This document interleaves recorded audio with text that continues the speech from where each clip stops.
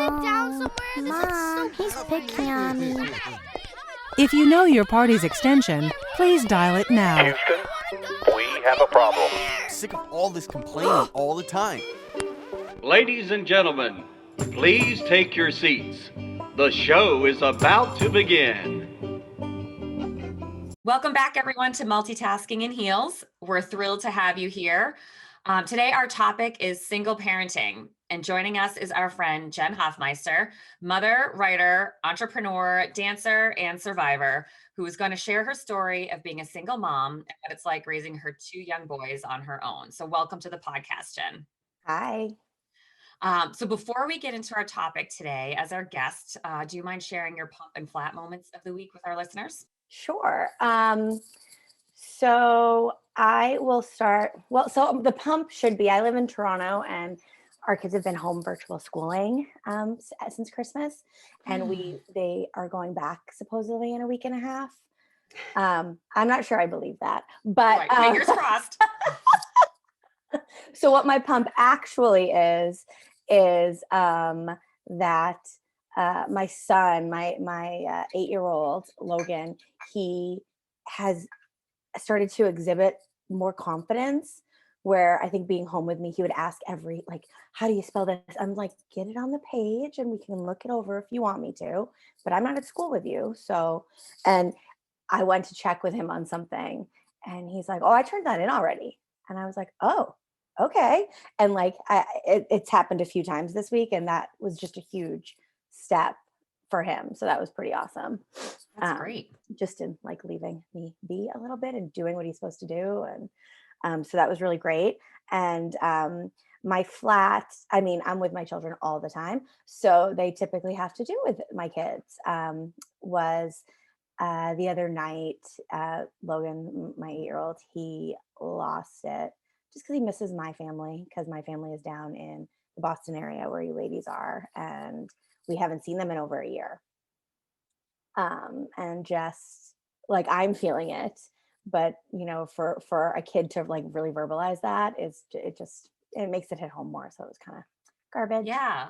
And you see what kind of a close bond they have with your family, which is so heartwarming, right? Yeah. And so heartbreaking that we can't do anything about it right now. I mean, I know we see it with our kids too, Lindsey, and our families live closer by, at least Lindsay's in-laws live close by and my family's close by. So we, can do driveway visits and backyard visits, but it's just not the same. They don't understand, why can't I have a sleepover, or why can't we have Grandma and Grandpa over for Christmas, or different things like that. So you see kind of the bond that they've established, which is really great. But on the flip side, it's just, really heartbreaking to see them. Yeah. All right, Linz, how was your week? My week was good. My pump moment was that I did something yesterday that is very exciting, and I can't share all of it yet, but it is going to be something very exciting for my future. And it was a big step in the right direction, and I felt like an adult. And it was just something huge that I never thought I would be doing. So it was pretty exciting. Big leap of faith, Yeah. I would say. Yeah. And I'll be following up on later podcasts about what that was. But my flat moment was this morning. I got up. My husband and son were out of the house early for hockey. And I came down to what I would say looked like a frat party had happened in my house. Ooh. There was a pizza box. There were tonic waters strewn around. There were dirty socks from both my husband and my son. They have a tendency, which I despise, of leaving their dirty socks that somehow they get hot on their feet while they're watching TV. So they take them off and they put them on our coffee table. Okay. Not on the floor. Disgusting. On our coffee table. And my husband started this. So my son was like, oh, that's what dad does. I'll just do it too. There were pillows all over. Mind you, I went to bed at the same time my son did. And I thought that I left the living room in a decent shape.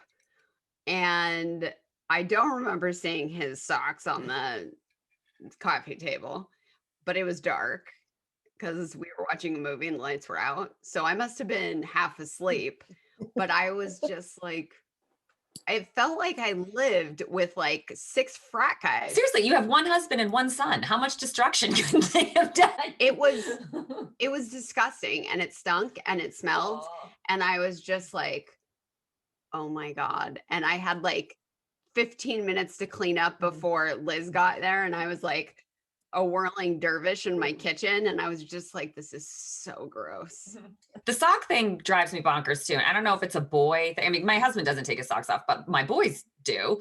And I'll like just find socks like behind pillows or under couch cushions or whatever. Yes. Squished in. Yes.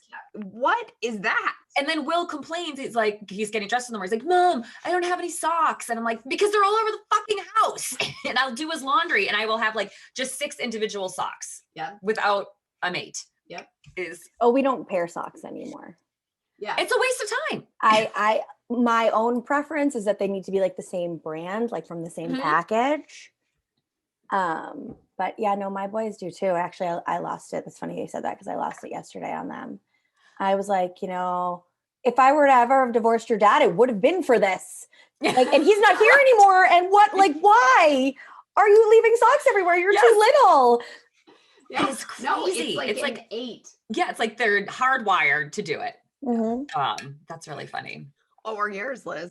So my pump moment. So my twins are 8, and I do have to say, as much I talk a lot on this podcast about how my kids drive me crazy, and they do drive me fucking crazy. But one of the things that I'm really, really grateful for is that my twins have a very special relationship with each other.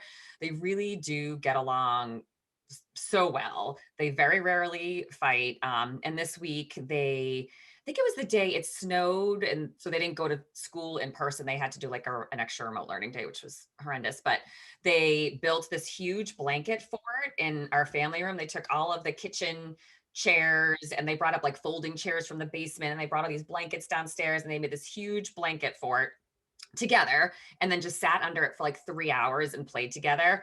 And they called themselves Blanket Fort Buddies. And they have all these like cute little names for things that they do together. Like in the summer, we belong to the pool club. And so every time we would come home from the pool, they would want to take a bath together, which they wore bathing suits. We're not that weird. So, but they would call each other bathtub buddies, and they would play in the bath. And like Brady had like extra candy from something, and Avery didn't have, any more candy left from when we went to like the store as a treat. So he's like, oh, Avery, I'll give you my last piece of candy. And so they just have this like really special relationship, which is really fun to witness when they're not driving me crazy. So that was my really pump sweet. moment, was just kind of seeing those interactions with each other.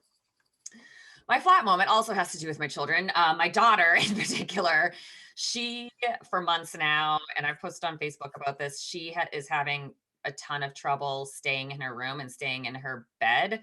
And I think she's got a ton of anxiety as a result of this pandemic. There are nights where I'll go to leave her room and she just starts screaming like she's terrified that someone's in there. There are also nights where I'll leave and she'll stay, and then 20 minutes later, she's like sneaking around the corner, downstairs. And she just, and now we've gotten to a point where it's a habit, like it's this self-fulfilling prophecy. And if I was a better mother, I would lie in bed with her until she fell asleep. But I don't have that in me. Like, when you go to bed, it is now my time. It is my time to sit on the couch and watch Netflix with a glass of wine. Like, I don't want to lie in bed next to you for 45 minutes while you fall asleep.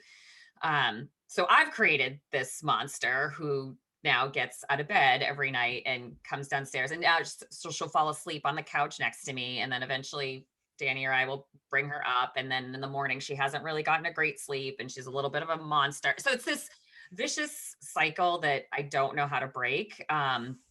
But she's just legitimately terrified or sad or whatever. She just can't stay in her bed. And I've tried everything, rewards and aromatherapy and meditation and all of that. And I think it's something that I'm hoping that she grows out of just as quickly as she grew into it, because it's exhausting for everyone. And I don't know what to do for her, but I do think it's like one of those side effects of this pandemic, and all of our kids are having these side effects of the pandemic that all come out in different ways, unfortunately. That's horrible. Yeah. so hard. Yeah. So anyway, all right, on to our main topic. So Jen, you're a single mom of two young boys because of a tragic accident that took the life of your husband, Warren. And you speak very openly in your blog about your grief and trying to kind of manage through that and figuring out what life looks like now as a single mom. So we'd love for you to share your story about that. But before we kind of get into that, can you give our listeners a little bit of a background about you and Warren and how you met and kind of just your journey together and sort of where you are today? Sure. So I worked in the film industry in Los Angeles years after actually Liz and I worked together in advertising. And while I was in film, the producer I was working for got the opportunity to direct a movie, and they were going to make it here in Toronto. And so I came up here with him, and I was the newbie little director's assistant, and he was the special effects coordinator making it rain. And did we make snow on that? I can't remember. And it was my first time, like I had been on a few commercial sets, but being on a real film set and like when you're in the sunny day and you look in the monitor and you see the rain, it's a really cool thing. I think especially today when so much of filmmaking happens after the fact, when it comes to things like that. And I remember going up to him and we had met and we had talked, but I was like, that was so cool. And he was like, it was just a couple rain towers. Like apparently it was the lamest rain you could make. Mhm. And so we got to know each other over the show, and cut to one night that we went out for, we had an extra long weekend because we were shifting our work week, and we went out for oysters, and the rest was history. We were long distance after I went back to LA for about a year. And then I asked a producer that I knew to hire me on a show up here so I could get another work permit, and we could kind of spend more than a month in the same city dating to kind of see if it was real. And we were showmans made good. We got married, we had kids, all of it. We made our life here in Toronto because he was much more established in his career here. And frankly, they just shoot a ton of stuff here in Toronto. It's a really film friendly city, and people love coming here to work. So it just made sense. And he, towards the end of his life, worked on some really cool stuff like The Shape of Water, and both the It movies, and a lot of nerd content, I like to say. And so in the summer of 2019, they were rehearsing a car flip gag. Like when you flip a car, they call it a gag. They were rehearsing that, and something they had done many times on the TV show Titans. And something went wrong. I still don't know the mechanics of it, but like either the rig exploded or something came off the car, and it flew 80 feet, and he took it to the head. And sorry, I should have said like really graphic. I don't, it doesn't faze me, I guess, to talk about it because it's just what happened. And unfortunately, he didn't survive. And so I am, here in Toronto on my own with my two boys. And I think a lot of people expected us to move back to Boston. But when, it was a big deal. It was all over the news. So, that night when I finally got home, because the boys and I had been at the beach like an hour away that day. And then we were with friends, and I was at the hospital, and just like all the stuff we were dealing with that day.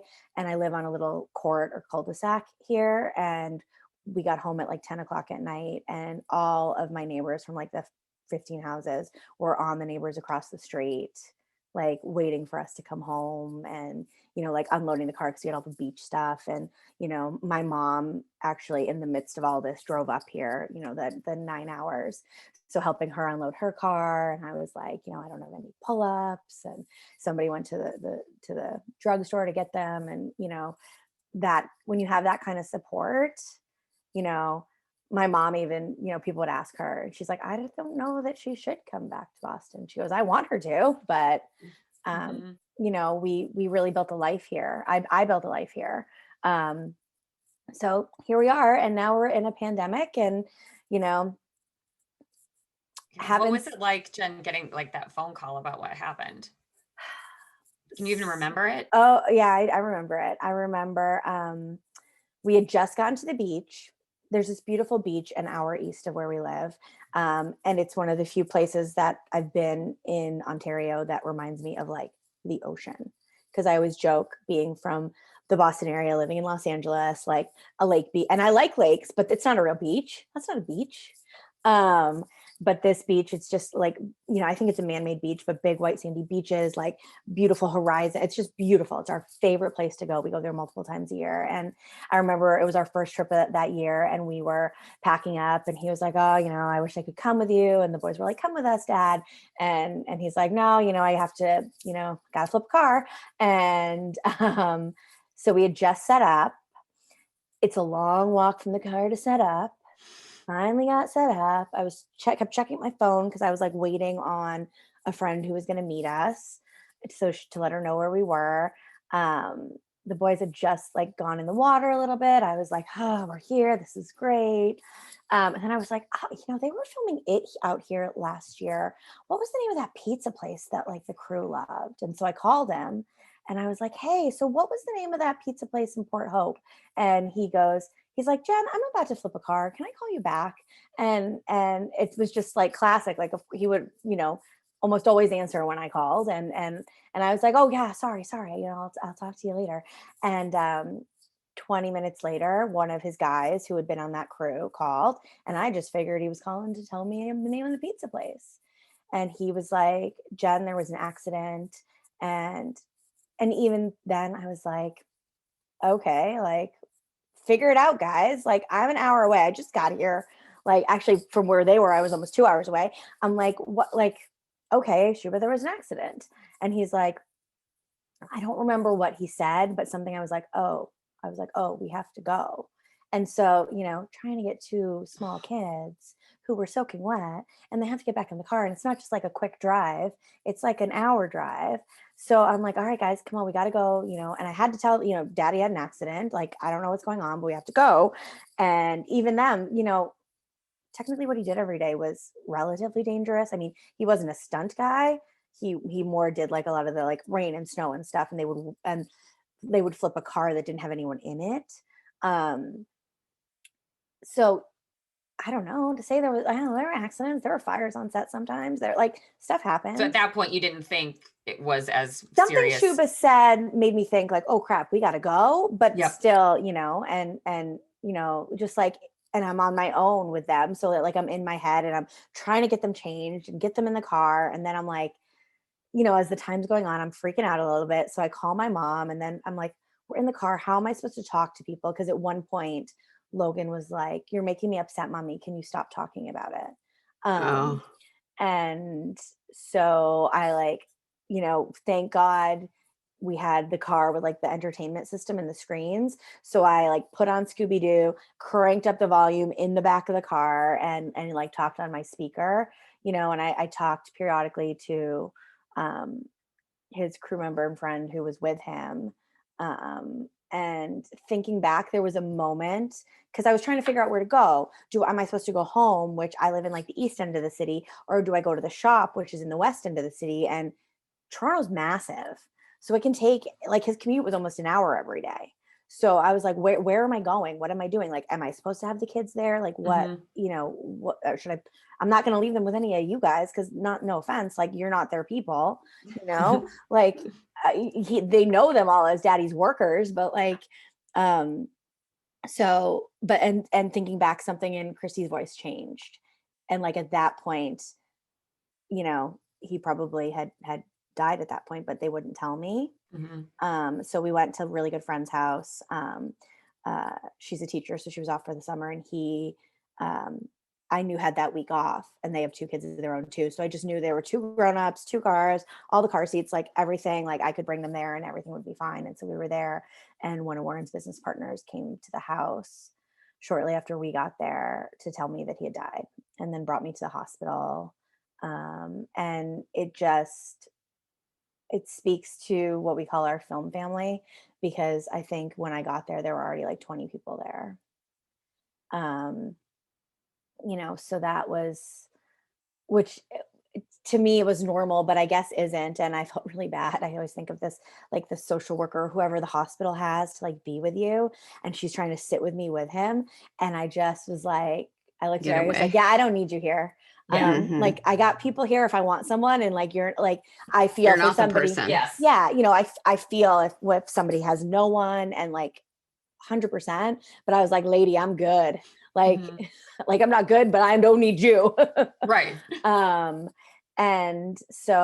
then it became this really trippy thing where I had to, approve a press release that the studio was putting out. And I didn't have to, but our very good friend who's a assistant director, she was like, she was kind of coordinating that stuff. She was like, you want to see the press release before they put it out. And I was like, huh? She goes, you want to look at, and I'm like, yes, I do. I want to, or I want one of you to, like, just because, and so I had all these people kind of doing the things and fielding the calls, and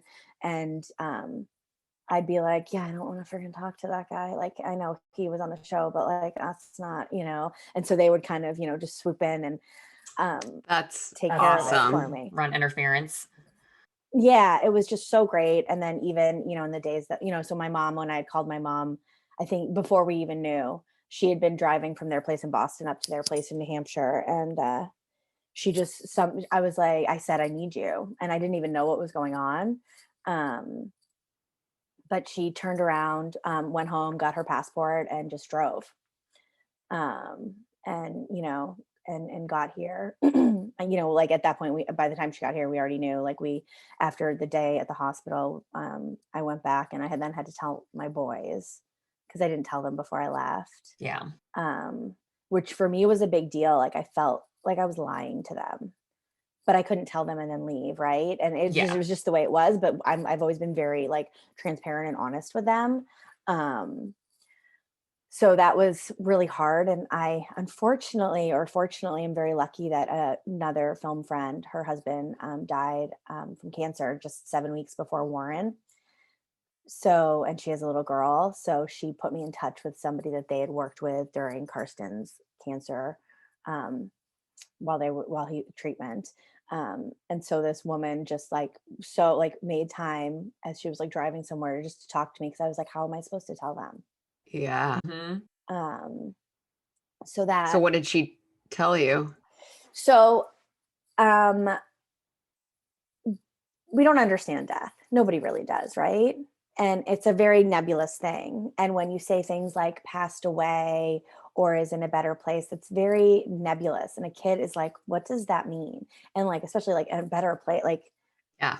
Right. What does that mean? Because like, what's better than being with me? Yeah. So, she cautioned me, like he had taken a blow to the head. They didn't know that because I knew that and I didn't know, like whatever, but if the situation had been different, she would have just said, you don't have to go into the gory details of it. Just say daddy's heart stopped working. There was an accident. Some accidents are really small, but some are really big. And sometimes somebody loses their life.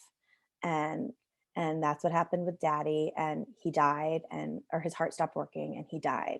And you just say they died. None of the softening terms that as adults we do. And there are, I believe personally in my situation, like depending on who I'm talking to, I say he was killed because he was. Yes. Yeah. I don't say that around kids. I'll just say he died. But then there are people who do pass away, who just go to sleep and then they do. Like that does happen, but that's not what happened to us. And there are even times that, like, I think when we were driving back from a trip to my parents' house, the border agents who never asked about their dad when I traveled alone, of course did. And my mom was driving and she goes, he passed. I go, and I like talked over her, I go, he died 2 weeks ago. And for you, like, I would think that, you're like speaking the truth, right? So that's sort of part of your healing process a little bit. Like if you Yeah. softened it, like, oh, he passed away or this and that, like that's not honoring your grief, really. No. And it's not what happened, Right. um, and it's also in service to my kids. Like this woman I spoke with cautioned me on the people who would say, oh, daddy's with the angels, or daddy, and everybody has their own belief systems. And I'm not here to like comment on that. But with a child, you have to be very clear. Yep. Concrete. Like they can't think that he's coming back. And that's not to say that they might not think that sometimes anyway, or whatever, but like your job is to make it very clear for them. How old were the kids when he passed? Wyatt had just turned 3. No, That's 4. hard age. Wyatt had just turned 4. And Logan was almost 7. So what was your like grief, Jen, like in the very beginning and up until the pandemic? And I'm sure it's changed during the pandemic because we're all sort of grieving different losses during the pandemic. So I'm sure, things have like your perspective has shifted a lot. Well, again, we're so lucky to be so supported. Like the day after my mom was here, 2 of our really good friends here, and they like cleaned the whole house. My sister flew in from Boston that morning. And they just like purged the whole house. They were like, it was pretty amazing. And then it was like talking about like, what are we doing for services? What are we like, all of this stuff. And, my sister, we had like a private funeral that my sister planned. And then the film community being as it is, there was a big celebration of life memorial kind of a thing that happened the next day. And I mean and then my friend Karen took care of that. And we were donated like studio space and to hold it and stuff. And I'd been to some of those before. Never had anybody like died on set in the manner that Warren had, but there are untimely deaths, and it is a family. The film family is it runs deep. And so I'd been to something like that before, but and my friend Karen had organized things like that before. And she said that, the lighting guys gave her a list 3 pages long of the gear they needed to put this together, and everything was donated, and it was just really amazing. I think there were like 300 people there, and so he was well loved by everybody. he had worked in the business for 25 years. Wow. He was on the union executive board. His dad was a very well-known post sound guy. Like he lived and breathed film. Yeah. The only thing he loved more than the boys and I was his job. So it was a really big deal. But everybody was just taking care of everything.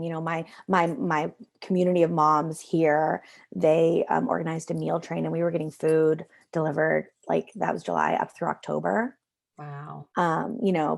People just bringing us food and checking in on us. And my mom stayed with us on and off until October, when, in the height of like a really massive wave of grief, I like screamed at her to leave.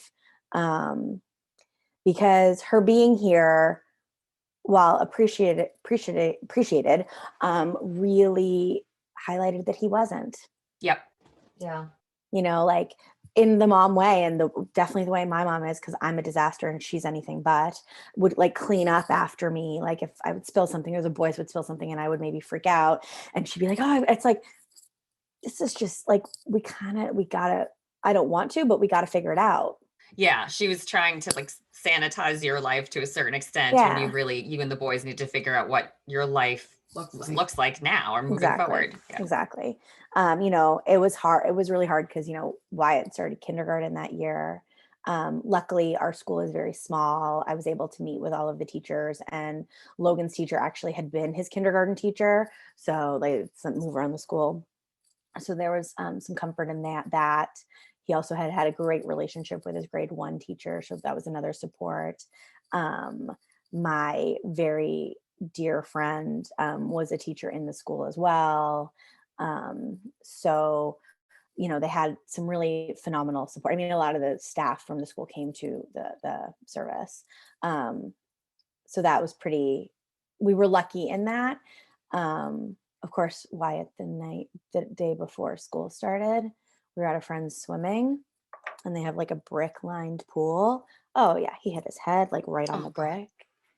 Yeah. And so having to and he was fine, and he probably didn't need to go to the hospital. He probably didn't need a stitch, but like, we're talking about a blow to the head and like all of this stuff. So my mom was here at the house. I drove the boys and I over. She wasn't coming with us to this. And, my girlfriends all like surrounded us, and like one of them called my mom and she was like, "Hi, Leslie."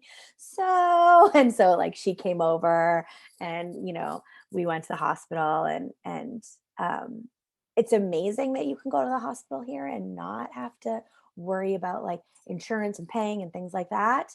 But on a long weekend, it's like we could have waited for like 4 hours. So, pulling, I think, as you do when you have like any kind of a film background where you have to handle people. And I also was like pretty traumatized. I like when we got in with like the first nurse we saw, I was like, I can't wait here this long. Like, this just happened like just over a month ago. And they really were amazing to us. He ended up getting a stitch and everything was fine. And, he likes his scar. But it was like, of course, the night before we start kindergarten, like there's not enough happening in my mind about all of this. So yeah, and we found some new traditions because, being in Canada, there's Thanksgiving, which over what we know at home is Columbus Day weekend. And then there's American Thanksgiving, and, we started kind of, but I think you're just in such a fog. Yeah. So how was it like going from you literally, this happened in July, and then not about 8 months later, COVID hit. So such weird timing and sad timing for you guys. You're just probably starting to try and feel normal. And then this new pandemic hits. Yeah. So I literally 2 weeks before my mom had been here, and I spent 2 nights at like a really fancy hotel downtown. It was the first time I had been away from the boys like that since everything. Mini barred up. And I mean, I went out to dinner one night with a friend, brunch with another friend. And then the next day, literally, like I stopped at the liquor store on the way back from brunch. I bought myself a bottle of wine, some snacks. I made sure I had a big tub. I took a bath. I rocked my bathrobe, rooms. I mean, it was wonderful. And I had like the chapter in a book I was writing to write, which I did not, but I enjoyed my time. So it was great. We had a weekly sitter, and we got into a groove where normally like they were traumatized. I mean, and we've always had sitters since they were very little, because we don't have Warren's family is relatively close, but I don't know. I grew up with babysitters. I wanted babysitters. I didn't want to have to worry about favors with family. So, but it was always like this trauma for them, like babysitters, like crying. So we were doing it, and they loved the sitter, and it was great. And then COVID hit, and we knew it was real because like literally the day before we were supposed to drive down for what the boys' March break would have been, we were going to drive down to be with family. I canceled it. And then it was just like in the beginning, I think for us, we needed that time because it was a very quick, not even 6 weeks from when Warren died and they went back to school. And just by nature of it, like in the beginning, I was told it's really important to maintain a kid's schedule. Well, I'm at home. We didn't have a schedule in the summer, like at all. And we liked it that way. So, but then school started. So it's like back to the schedule, back to the swimming lessons, doing the things. And so that time, especially in the beginning, I mean, I think we really thrived. Like we really needed to kind of cocoon in ourselves and just be with ourselves. And I still had so much support, people offering to go to the grocery store for us. Cause, in the beginning, like you couldn't even go into a store with a kid up here. So Yeah. it's like, what am I supposed to do?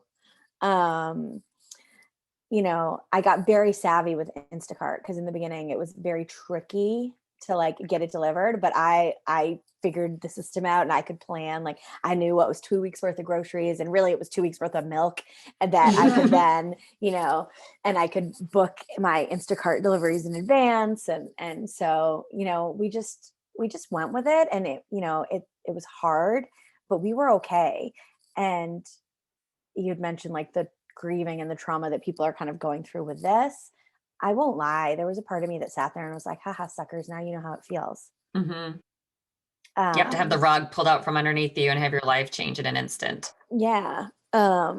So it was weird. And then I think, you know, Mother's Day and my birthday, because they're both in May, that Oh, when is it?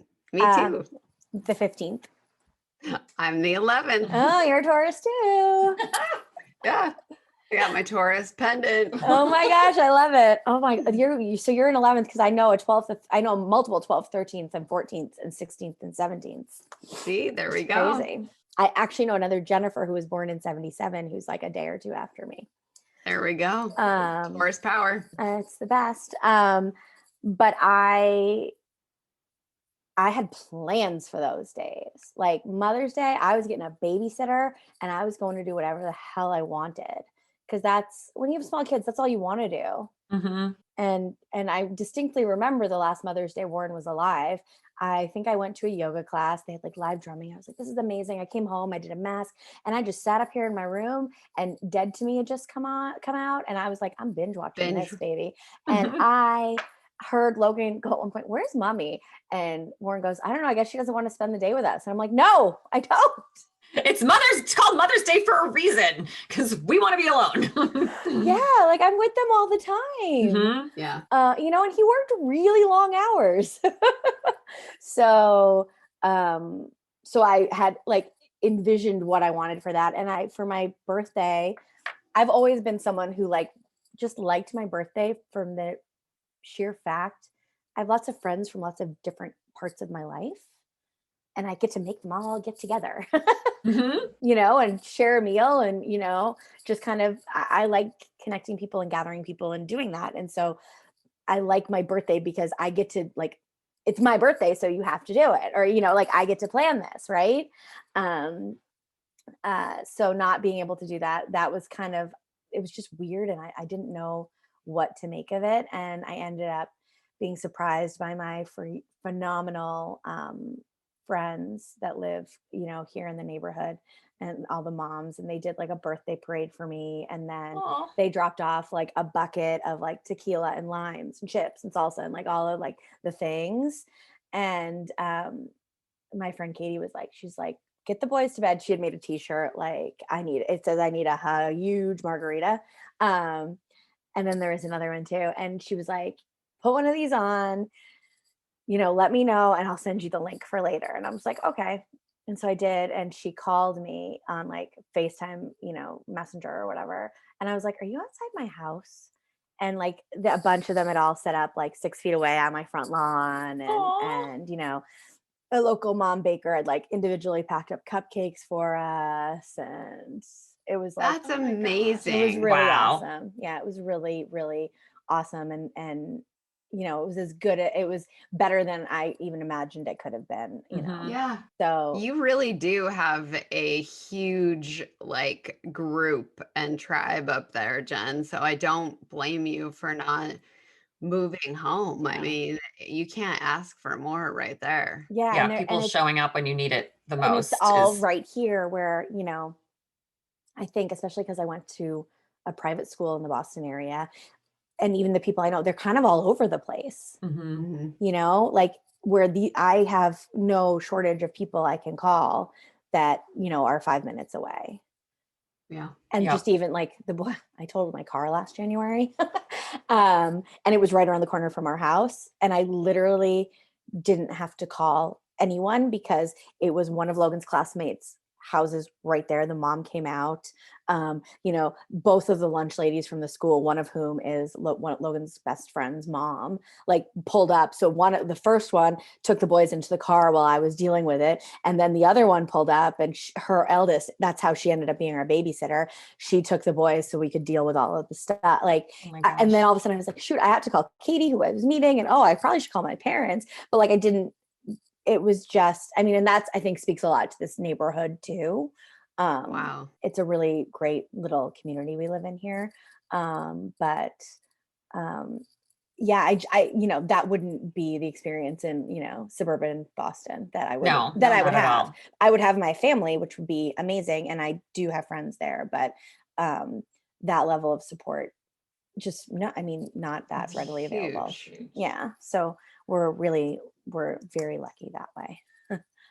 What's it like? So I know I lose my shit on a very regular basis with my kids. So, you know, but I have someone there who can intervene and calm things down or let me have a break. And your kids are little. So it's not like you can leave the house and even walk around the block. So what happens in those moments when you have just had it up to here, whether it's because of the kids or something else, and you need a moment for yourself? Like, what do you do?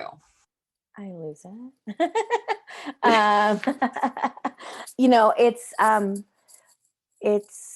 a slog. It's never ending, you know, like I never get to be alone, especially now, you know, again, in the first like lockdown period that we were in, it was okay. Like we were okay, you know. Yeah. I completely tapped out. We didn't do any of the virtual schooling options, although, and it was very clearly made it an optional thing. And our principal was really amazing and going that much further and being like, these are just opportunities. There is nothing mandatory about this. You and your family being okay is what matters. Like that was the messaging we got from him, like right off the Wow. top, which I mean, I was of that mind anyway, but it was really just nice to have that reinforced because I know friends with kids at other schools, that was not necessarily the messaging they Mhm. got. And not, they couldn't say that it was mandatory, but it was just not as family focused. Um, and then, but as the time has gone on, you know, and it was hard because we kind of here anyway, there were like 80 cases a day in Toronto in the summer. So it was like not completely back to normal, but I had the sitter over, you know, occasionally. I went for a couple lunches. I could, you know, I'm probably never going to go to the grocery store regularly ever again. I'm going to be perfectly honest, just because I love getting it delivered. Oh yeah. Totally. Liz and I started doing that before the pandemic. Yes. I mean, I think I probably would have been a little bit extra as a mom who, you know, I don't sit on my butt all day, but like I am a stay-at-home mom. So like, you know, you could probably go to the store. But I just don't want to again. Mhm. But I could just run a couple errands, you know, you need something that maybe Instacart couldn't bring or whatever.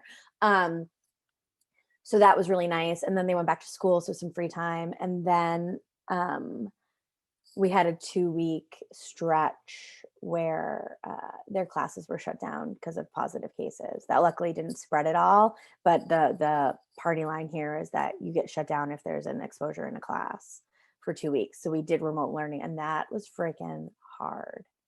It's And awful. the teachers were, I mean, we are so lucky. The parents that have the teachers that my boys have, they are just amazing. But it was it was being like a film assistant on crack.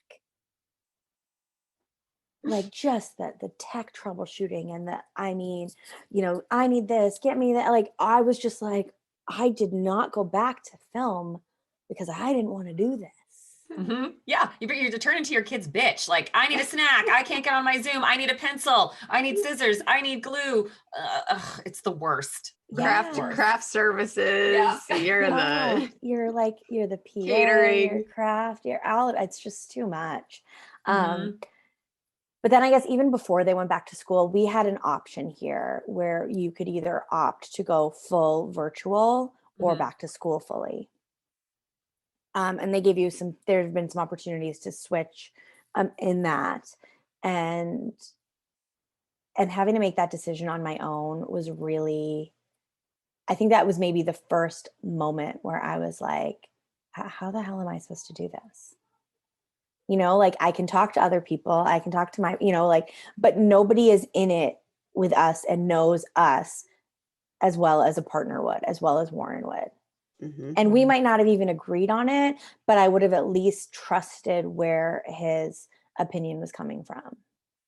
And you know, if my mom listens, she'll be like, "Oh, you didn't trust me." But it's not that. It's just No, it's different. It's like your just best different. friend, and it's different. It's totally different because you need someone that's your peer and you're with you in it, that knows you and your kids and your bubble, to be able to make that decision with you. Exactly.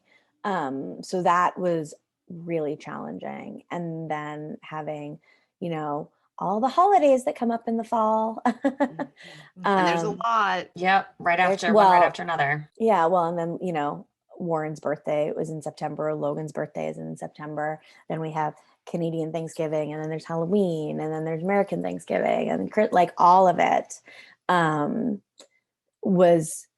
it was a lot. And I would say we rolled pretty well with Canadian Thanksgiving. I booked us a weekend away at a place that I had been wanting to go to.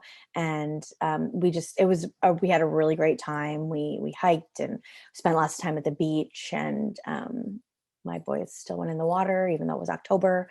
What is Canadian Thanksgiving? It's so if you speak to a Canadian, and I'm actually inclined to agree, it makes much more sense because it actually takes place around when the harvest is, because it's at the beginning of October, and it's the same kind of a thing in terms of like the turkey dinner and all of that. What I have always found where there's like a disconnect is American Thanksgiving is that Thursday.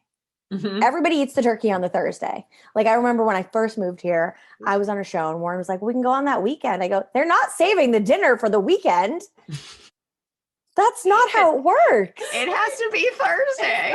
It's on the day because there's like nothing else." Well, now more things are open, I guess. But you know, like growing up, there was nothing else to do. Yep. So it's Thursday. Yeah, it's Thursday. And so actually, since Wyatt was born, we hadn't gone home for it. And so I started making a turkey, but we would do it on the Thursday and we'd have all our friends over. It is so weird. It is so weird. He was like, "You're doing it on Thursday night?" He goes, "You're doing it on the Thursday night?" He's like, "It's a school night." I'm like, "I don't care. It's Thanksgiving. It's Thanksgiving. It's I'm Thursday. watching the parade while I'm making the turkey.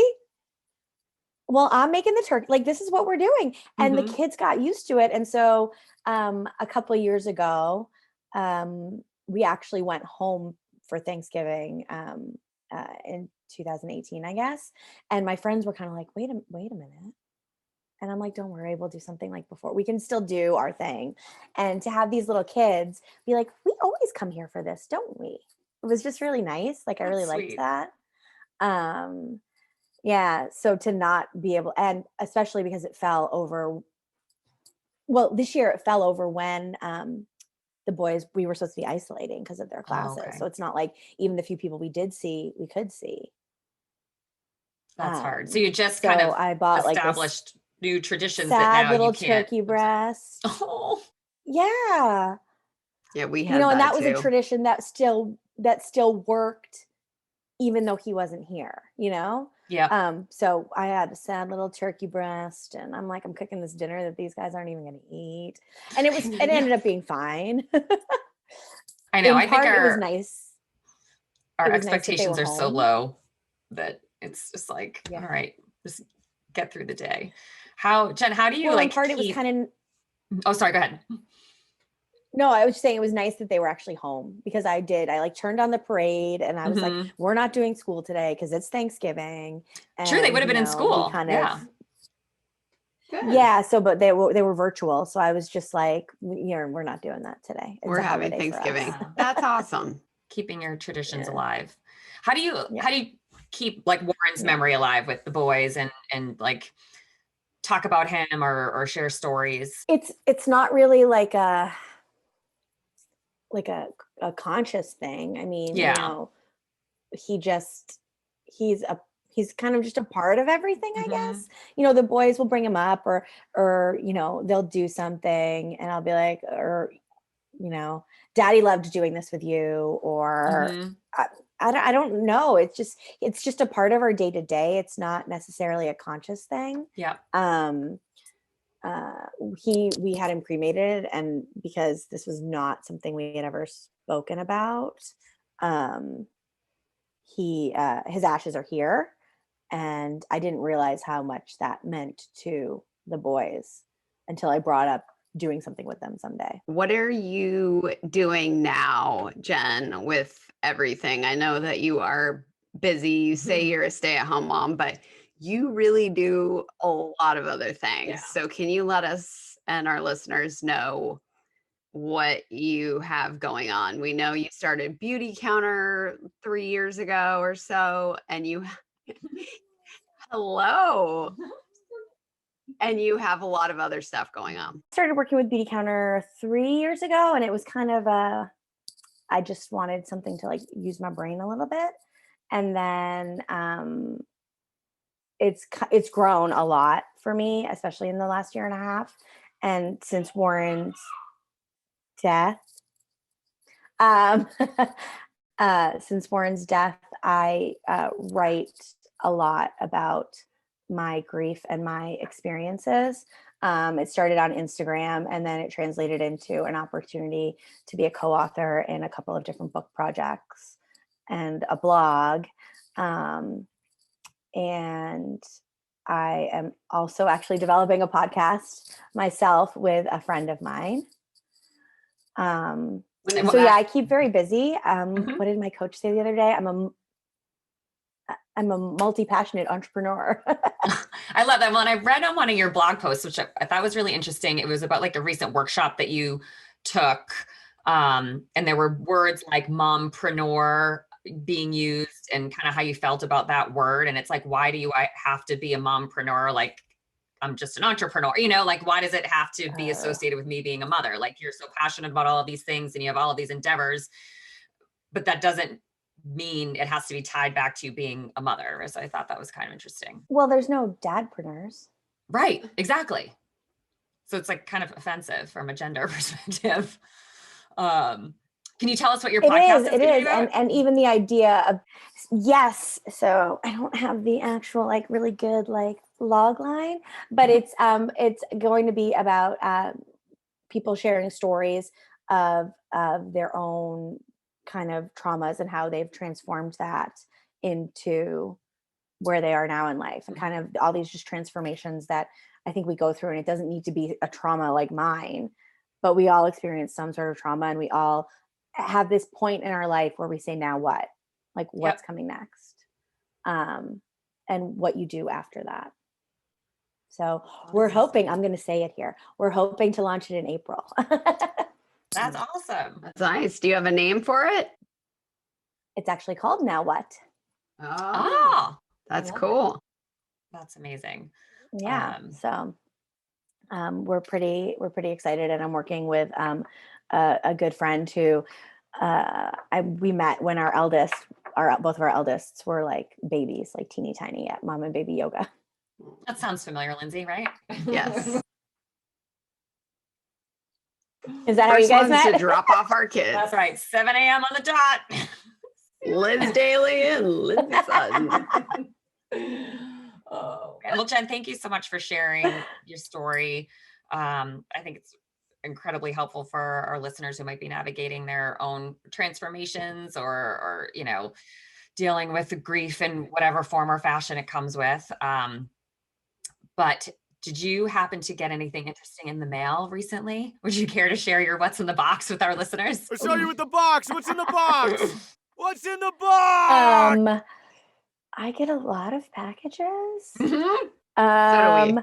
None of them are. I can't say that anything is particularly interesting, other than there's those memes that go around where like gotta get there before the Amazon guy because of your husband, or when my husband keeps asking where all these boxes come from. There was definitely a moment like early on in the pandemic where the boys were like, when is something coming for us? Because there'd be a delivery every like day or so. Oh, and yeah. I'd be like, oh, that's just mine. Oh, that's just mine. That is really funny. So I know. I mean, I think just like a lot of clothes. yes, yes.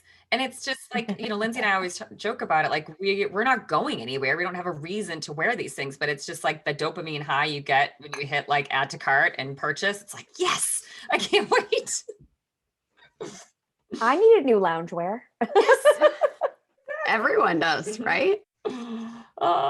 Linz, what about you? What'd you get? What's your what's in the box? You'll love this one, Liz. So, our flawless things that we use, Oh, yes. Yes. that would be the face shaver for ladies. Oh, the shaver? Oh, yes. Oh, yes. Well, mine stopped working, and it was probably from overuse. And it was 3 or 4 years old, because I was probably one of the first ones that got the first generation. So I had to get a new one. So the new one just arrived. In the nick of time. Just in the nick of time. And I was Now, like, when it stops working, does it hurt you? no. Is It's it- just like, I've never done what it. I haven't happens done is, I like the battery area, like wouldn't take a charge anymore. Like it was stretched out or something. Oh, And okay. I was like, how is this happening? So it wasn't connecting to the battery. And I kept thinking, the battery can't be, I just put a new battery in, and this kept happening. And I'm like, I'm not using it this much.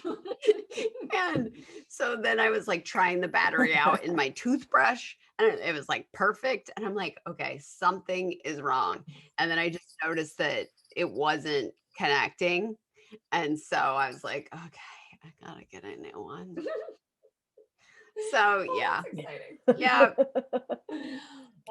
So my what's in the box goes back to my flat moment with Avery not sleeping. Out of desperation, I bought her a weighted blanket and a weighted sleep mask on Amazon. And she was all excited for them to arrive. However, a total backfire. She told me when I put the weighted blanket on her, she told me it felt like someone was pulling her clothes off. So I'm not sure what kind of trauma she's working through there. And then the weighted sleep mask, which is lavender scented, she claims smelled like farts. So she refuses to wear that. However, Brady commandeered both items. And as I was telling Lindsay, like, he's the kid that does not need any sleep aids. Like, falls asleep, like the second his head hits the pillow, he has a bunk bed, and I'm literally physically pulling him out of his top bunk in the morning to get him out of bed. He is surrounded by 47 stuffed animals. He like, it's ridiculous. He does not need any help sleeping. He needs help waking up. Like, I go in his room every morning and I'll like have Alexa play like Reveille, like to try and get him out of bed. I'm like, we gotta go to school, dude. But he didn't think the sleep mask smelled like farts. He thought it was perfectly lovely. And now it's part of his self-care regimen, because every 8-year-old boy needs a self-care regimen. So that's what I've got. That is amazing. Well, mine want my satin pillowcase. So yeah. There you go. Oh my gosh. And they tried actually to take my weighted blanket. I did read on the weighted blanket that it takes a while to get used to. Okay. I bought my kids one and they won't use it, but they like mine. Of course. That's awesome. Well, Jen, thank you so much for being on the podcast. We loved having you. And I know it's one of those things, it's hard opening up, but after a while it gets easier and easier. And like you said, it's important to talk about your grief and open up, because there's lots of other people that you can be helping as well. And can you share where people can find you? I am on Instagram at boymom_on_the_move, and my website is jenhoffmeister.com, so Jen with one N. And I have my blog there, and all different ways you can like contact me and reach out to me, and all the different projects I work on. That's awesome. And then What Now will be coming out soon. That will be a new podcast where you can find Jen, and you can find us, Multitasking and Heels, on iTunes, Spotify, and everywhere else you get your podcast. Please rate and subscribe and review. That helps people find us. And we are also on Instagram and Facebook and YouTube. So thank you guys all for listening. And Jen, thanks again for coming on. Have fun with the boys. Thanks for having me. Thank We'll talk you. soon. Fun skating. Bye. Bye.